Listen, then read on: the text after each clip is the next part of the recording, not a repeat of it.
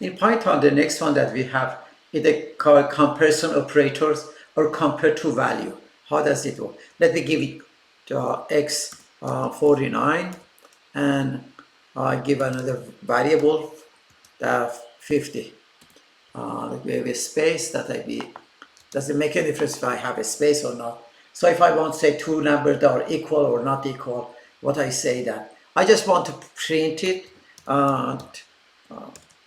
Want to print say x is equal y.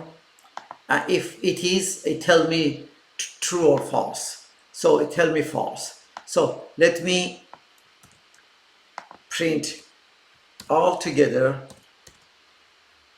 exclamation equal, or if I want to say that if it's x greater than y, or if I want to say x less than, or if I want to say that, greater or equal, equal, and then same thing for greater and less than.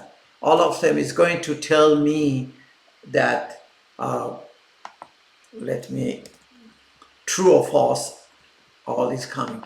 If they are true or false. Are they equal? No, they are not equal. That's true.